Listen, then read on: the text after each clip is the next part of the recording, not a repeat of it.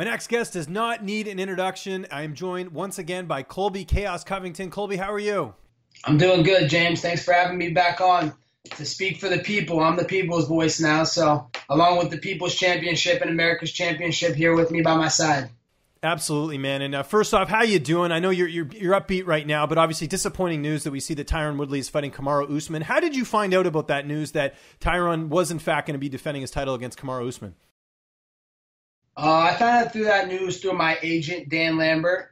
He just called and he didn't understand it. He's like, I don't get it. You're number one in the world. You have a belt. You went to the White House. You did something that has never been done before from any other MMA fighter. So, he was just as puzzled as I was. And we've been trying to put the clues together. Like, why is this happening? You were going to fight him you were going to fight Woodley in January in California. You agreed to that.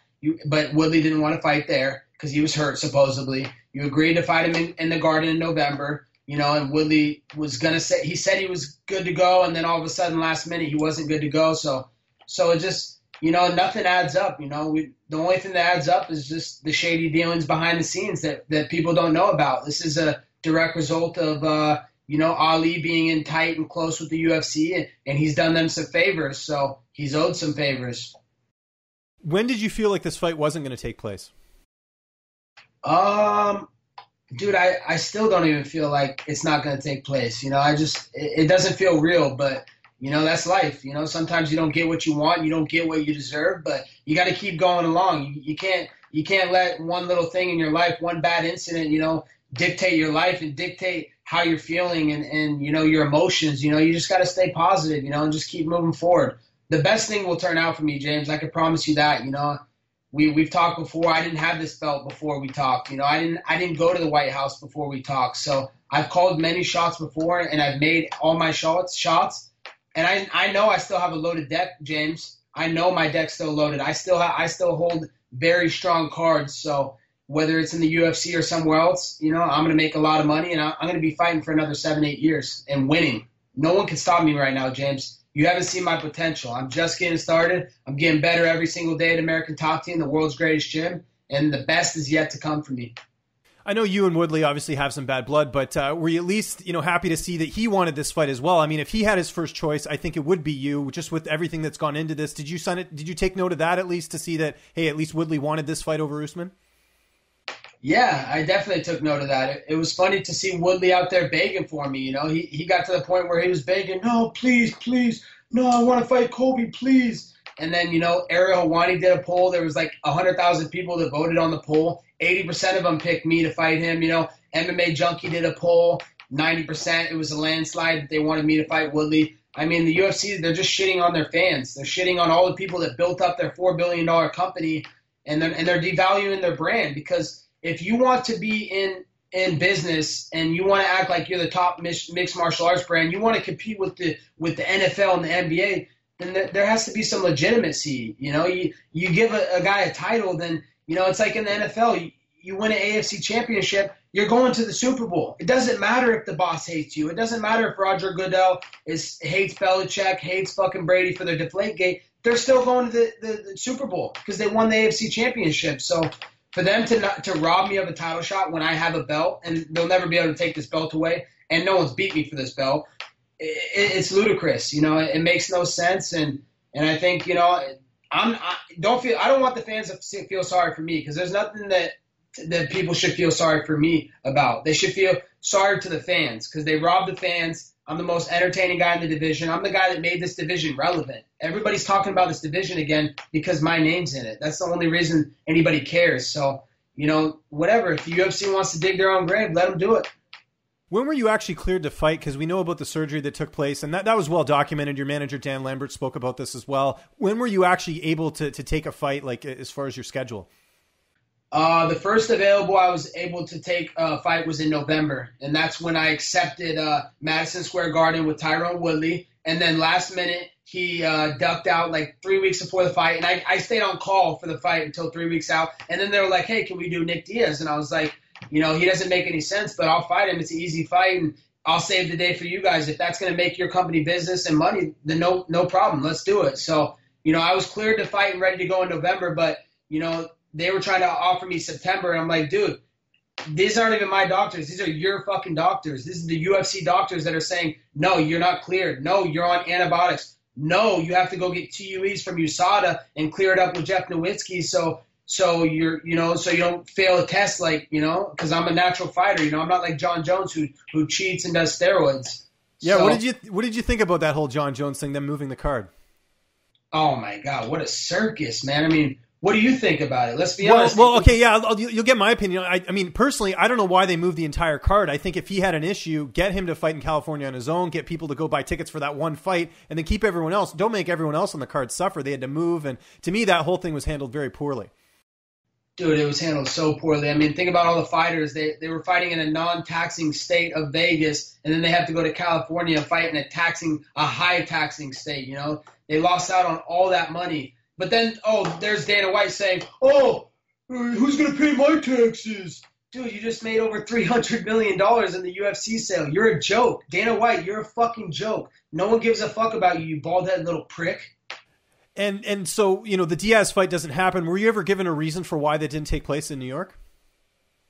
Yeah, he didn't want to fight, man. He's been coming out, testing the waters, trying to put some feelers out there and see if he would get any traction, get any bite. But at the end of the day, dude, Nick Diaz, he's done. His career is done.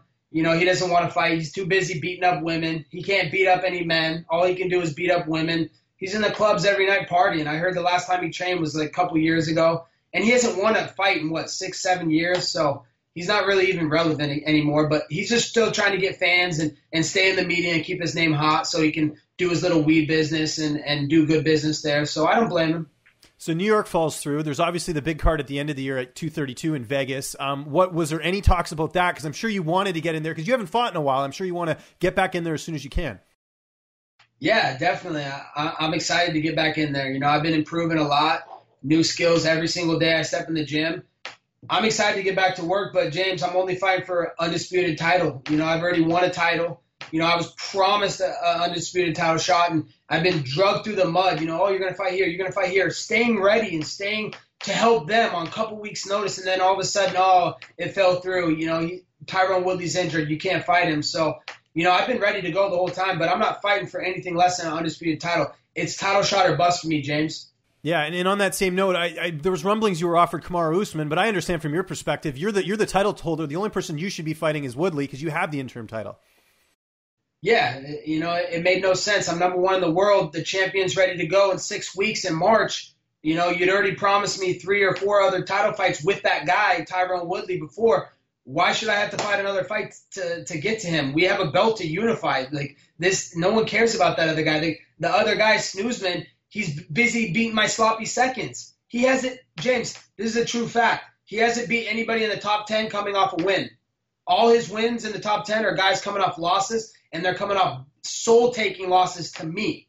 So, the guy's a joke. If I were to eat a sandwich right now on your show, he'd probably go eat a sandwich and try and copy what I do. He wants to blueprint everything I do for success. Yeah, and it's sort of on that same note as well. So, the rumblings were that for some reason Woodley couldn't go on the LA card. So you were offered Usman, and then that fight doesn't come out, which I get from your perspective because you're the interim champ. So do you feel like you're being punished for not taking that fight? Because I don't even know what's up with Woodley. He said he was going to fight on that card, but all of a sudden now he's fighting in March. Yeah, I'm being punished for for no reason really. I was offered multiple fights with Woodley, accepted every single time. This is really Woodley doesn't want to fight me, man. Deep down inside, he knows what happened when we trained together, man. Deep down, he can say whatever he wants to me to his coaches, him. He knows inside his soul what's coming if he has to fight me, and he doesn't want that work, man.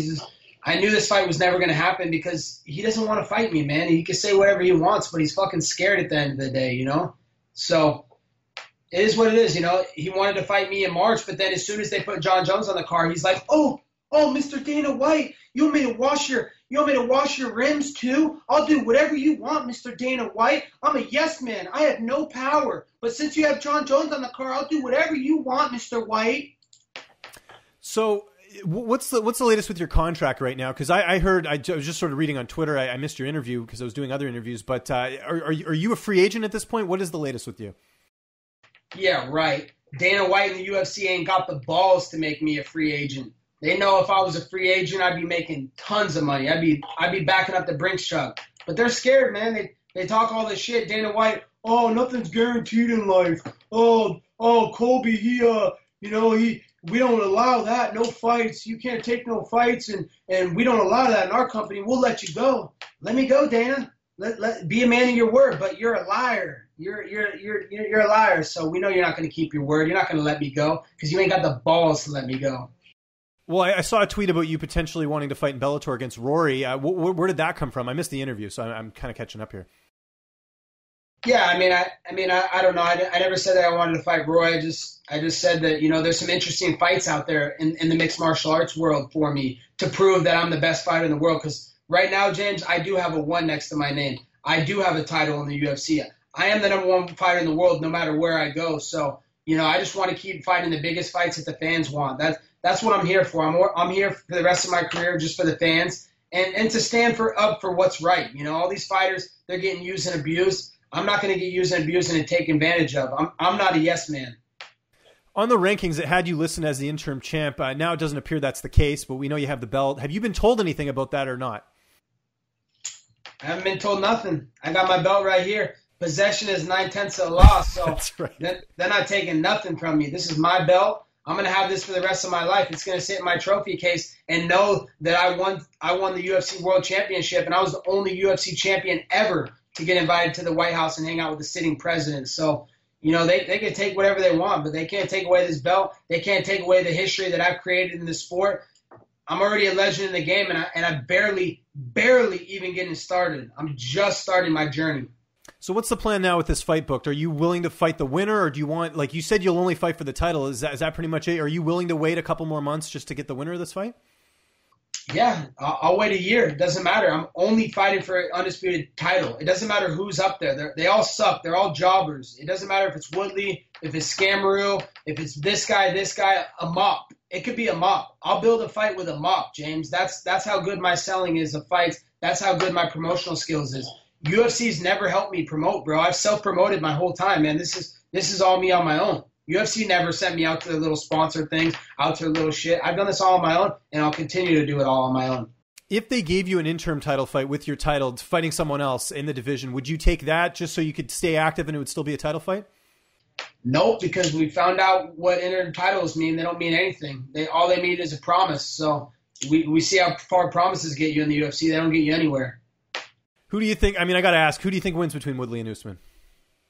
Woodley's going to win for sure. He's Scamaru. He's a joke, man. He's a jobber. He's a scrub. He shouldn't even be fighting in there. He's had literally a perfect schedule fighting guys like Damian Maia on 1 week's notice after I took his soul, and he barely beat him. It was the worst decision of all time. Dana White was criticizing him, saying how boring it was.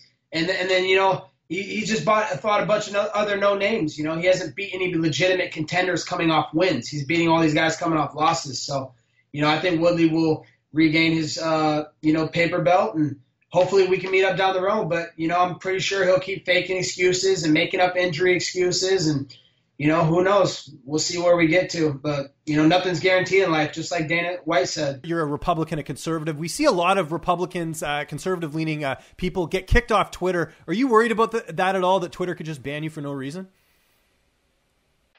They've already done it. They put me in Twitter jail for a little bit. They've been banning all types of Republicans. So, they banned me in Instagram as well. So, I'm not worried. It is what it is. If they ban me, they ban me. I think I'd be going out, the right way. But, what am I going to do? I love my president. I'm proud to be American. I'm proud to be a part of the red wave. And, I'm not going to cower to people that run these sites. I don't give in, just like the UFC, I don't give in to their demands. I'm not going to give in to the Instagram or Twitter's demands. I'm going to be who I am and say what I say, because let's be honest, it's the First Amendment, freedom of speech. Do you think there is a bias in the media with these big companies towards liberals, towards the left? Oh, I don't think. I know there's 100% bias, to the liberals, and especially in the UFC, the people that own the UFC now, they're WME IMG. So probably a big reason of why I'm getting screwed right now is prejudice. They don't want a guy who supports Trump's and promotes Trump in a title fight, because that's their company and their business. So, you know, it is what it is, man. I'm going to keep doing what I do. No one tells me what to do. I do whatever I want.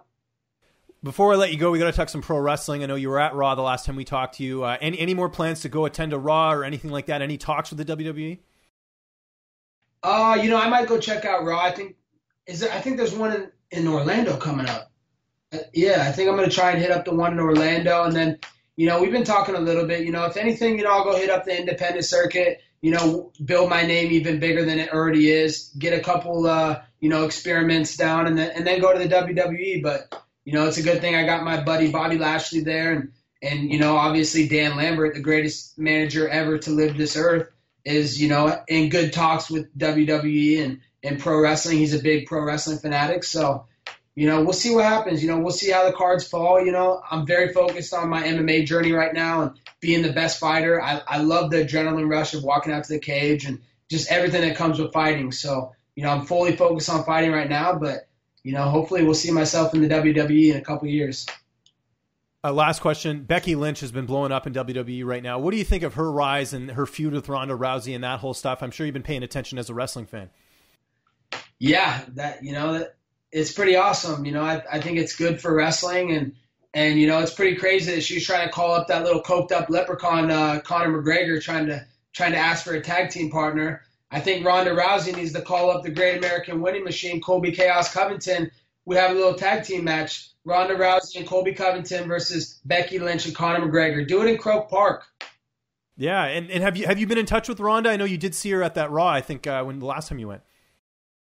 You know, not really in touch, but, you know, I keep her close to my heart. I got a lot of respect for Ronda Rousey. She's the greatest women's mixed martial artist of all time. And you know, we keep in touch a little bit on Instagram. She'll like my photos or whatnot. So, you know, I appreciate what she's doing, and I'm trying to kind of follow her path, you know, from the UFC to the WWE. Colby, always a pleasure, man. Thanks so much for the time. I know you're a busy guy. Just anyone you want to thank, any social media you want to plug, man, the floor is yours. Fuck you, UFC. Go fuck yourself. I don't do shit.